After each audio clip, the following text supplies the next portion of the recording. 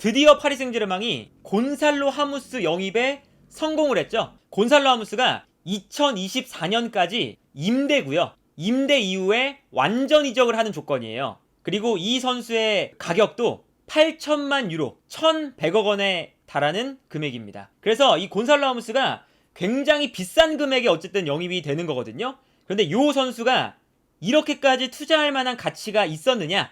파리 생제르맹은 기본적으로 9번 공격수가 없었던 팀입니다. 그래서 지난 시즌에도 음바페, 네이마르, 메시 이렇게 3톱이었잖아요. 그래서 지난 시즌에 파리 생제르맹의 공격 라인을 보면 음바페, 네이마르, 메시 이 3톱이 기본적으로 아주 좋은 기술을 가지고 있는 선수들이지만 최전방 공격수가 없기 때문에 이 공격 라인이 생각보다는 파괴력을 보여주지 못했어요. 왜냐면 최전방에 있는 음바페도 약간 측면으로 빠져서 플레이하는 경향이 있고요. 메시와 네이마르도 어쨌든 2선 자원에 가깝잖아요. 그렇기 때문에 상대가 특히나 밀집 수비를 했을 때 이 밀집 수비 사이에서 싸워줄 수 있는 선수가 부족했었죠. 그러니까 결과적으로 이제 음바페나 네이마르나 메시 이런 선수들은 최전방이 아니라 2선 자원에 가깝기 때문에 최전방에서 누군가가 상대 수비수랑 싸워줬을 때 볼을 받아서 주변에 있는 선수에게 떨어뜨려 주거나 아니면 공격수가 상대 수비수와 싸워주면서 만들어내는 공간을 이용해서 침투를 하거나 이런 형태가 돼야 되거든요. 특히나 음바페 같은 경우는 최전방에서 공격수가 상대 수비수와 싸워줄 때 이 공간으로 침투해 들어가는데 월드 클래스인 선수잖아요. 그런데 음바페가 지난 시즌에는 네이마르와 메시와 같이 뛰다 보니까 최전방에서 음바페가 몸싸움을 펼쳐야 되는 상황들이 나왔었고 이거는 음바페의 강점이 아니죠. 그리고 음바페가 측면으로 빠져 있으면 9번 공격수가 없어서 페널티 박스 주변에 선수가 없는 장면도 많이 나왔었습니다. 그리고 이거는 이제 이번 시즌도 마찬가지거든요.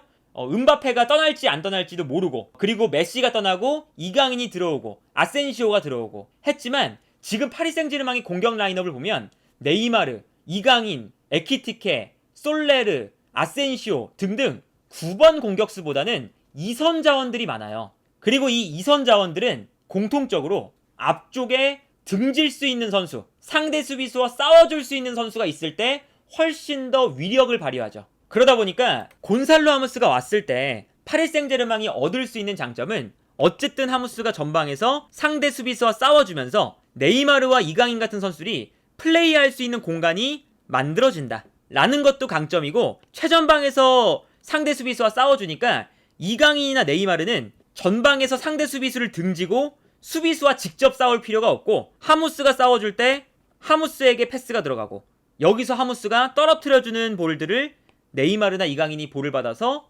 공격을 전개할 수가 있다 라는 것이 파리 생제르맹의 2선 자원들에게 굉장한 이점을 남겨주게 될 거예요. 그런데 이제 여기서 이제 볼 수 있는 건 곤살로 하무스가 그렇다고 최전방에서 버텨주는 플레이가 엄청나게 뛰어난 선수는 아닙니다. 그리고 이 선수의 강점은 최전방에서 버텨주는 플레이보다는 활동 반경이 굉장히 넓어요. 곤살로 하무스의 히트맵을 보면요 완벽하게 나타나죠. 이 선수가 페널티 박스 안에만 있는 게 아니라 내려오거나 측면으로 돌아뛰거나 활동 반경이 어마어마하게 넓다는 걸 알 수가 있습니다. 그래서 이 선수는 최전방에서 버텨주기보다는 기본적으로 많은 활동량을 가지고 상대 수비를 교란시키거나 측면에도 갔다가 내려와서 볼을 받아주거나 경기장 전체를 쉴 틈 없이 돌아다니는 유형이거든요. 근데 이 선수가 버티는 플레이가 엄청나게 큰 장점은 아니지만 이 선수의 장점은 연계 플레이가 되게 좋아요. 그래서 이제 이강인이나 네이마르한테 큰 도움이 되는 거거든요.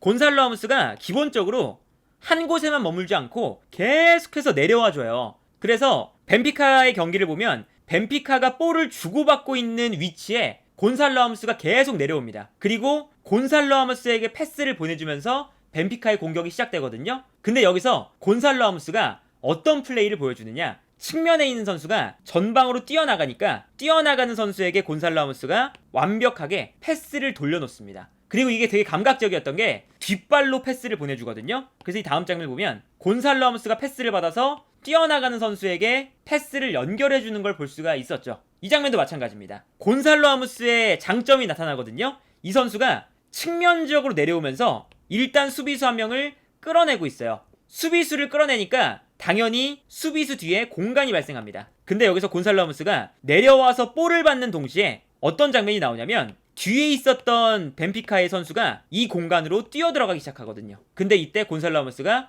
패스를 받아서 곧바로 뛰어들어가는 선수에게 돌려놓습니다. 그래서 이 다음 장면을 보시면 이런 장면이 나오죠. 곤살로 하무스가 측면으로 나오면서 수비를 끌어당기면서 발생하는 공간으로 벤피카의 선수가 뛰어들어가는데, 뛰어들어가는 선수에게 곤살로 하무스가 패스를 보내주면서 벤피카가 수비 뒷공간을 공략하는 장면, 이런 장면이 나오고요. 이 장면도 마찬가지예요. 이 장면도 곤살로 하무스가 측면 지역으로 나오면서 수비수를 끌어냅니다. 끌어내면 이때 뒷공간으로 침투하고 있는 벤피카의 공격수가 있고요.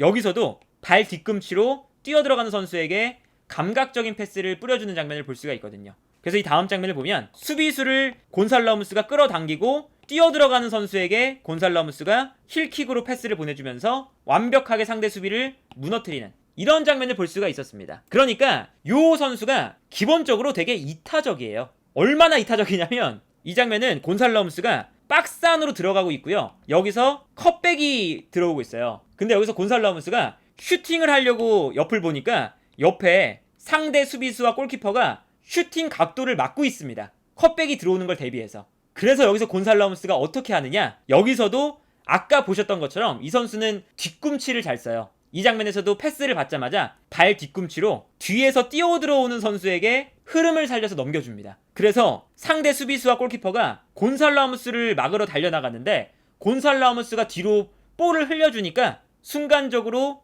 곤살로 하무스의 패스를 받아서 완벽하게 비어있는 공간에서 득점을 만드는 걸 볼 수가 있었죠. 이 정도로 이 선수가 이타적인 선수입니다. 그리고 이 연계 플레이를 할 때 센스가 굉장히 뛰어나요. 벤피카의 지난 시즌 전술이 이 곤살로 하무스의 움직임을 잘 활용을 했어요. 요 이선 라인에 창의적인 선수보다는 이제 주앙 마리우나 네레스나 이렇게 드리블 좋고 침투 플레이에 능한 선수들을 이선에 배치를 했거든요. 그래서 곤살로 하무스가 아까 보셨던 것처럼 수비를 끌어내면 요 공간으로 침투해 들어가면서 벤피카가 찬스들을 많이 만들었습니다. 그러다 보니까 파리 생제르맹에서 뛰게 되면 이선 라인에 네이마르와 이강인 플러스 이제 덴벨레까지 온다는 이야기가 있죠. 이렇게 이선 라인에 일단 기술이 뛰어난 선수들이 위치하고 있고요. 특히나 여기서 이강인 같은 선수나 덴벨레 같은 선수들은 공간이 났을 때 공간으로 뛰어들어가는 플레이를 또 잘하는 선수들입니다. 그러다 보니까 곤살로 하무스가 전방에서 싸워주거나 계속 볼을 받으러 내려오면서 수비를 끌어낸 다음에 볼을 받는 순간 센스있게 주변 선수들한테 떨어뜨려줬을 때 비어있는 공간으로 이강인이나 덴벨레가 침투해 들어가고, 떨어뜨려주는 볼을 받아서 네이마르가 뛰어들어가는 이강인이나 덴벨레 같은 선수들에게 패스를 뿌려준다. 이러한 형태가 가능한 거죠. 그래서 이 곤살로 하무스가 기본적으로는 전방에서 많이 움직여주고 연계 플레이에 능하다는 것이 약간은 펄스9 같은 느낌도 들어요. 계속 수비를 끌어당기고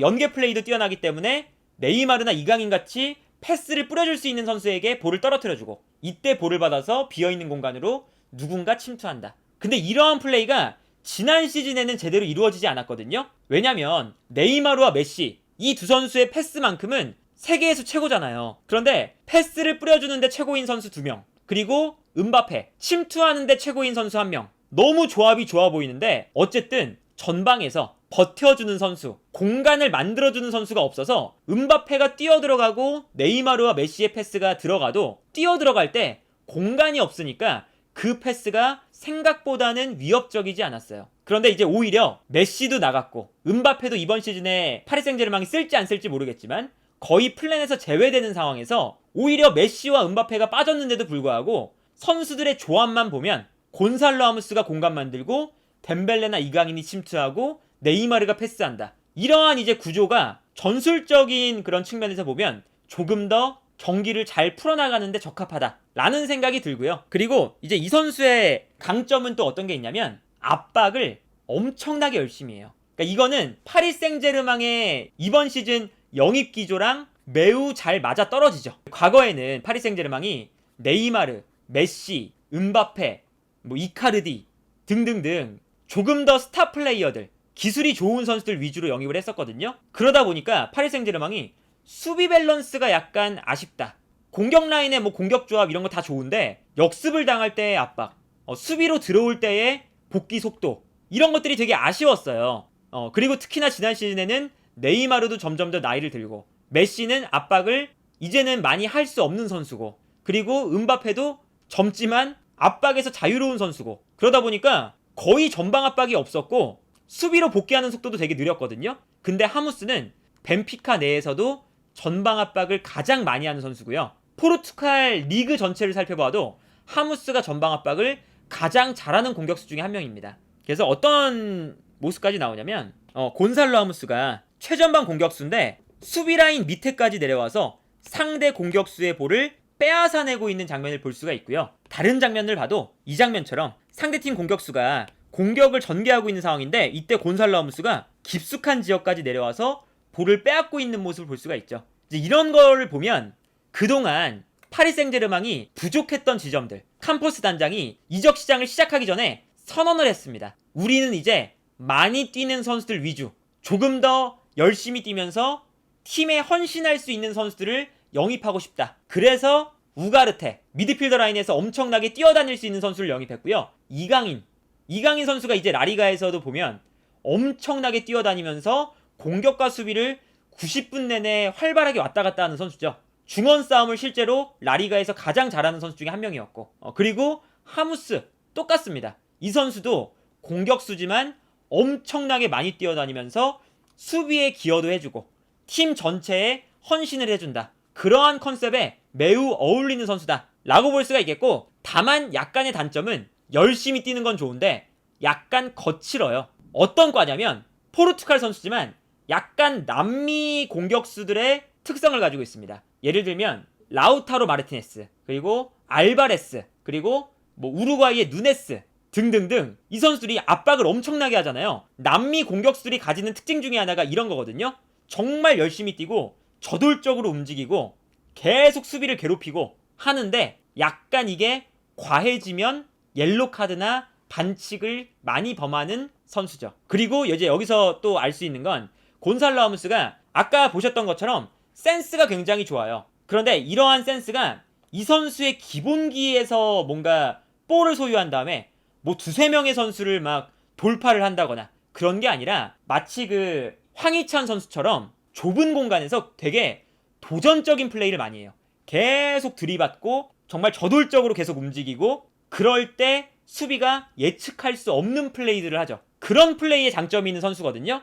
근데 이런 선수의 단점 중에 하나는 뭐냐면 저렇게 저돌적인 플레이가 통할 때는 정말 센스 있는 플레이로 이제 귀결이 되는데, 저런 플레이가 잘 안 통할 때는 턴오버를 많이 만들거나 공격이 답답해지는 그런 플레이들을 보여줄 때가 간간히 있습니다.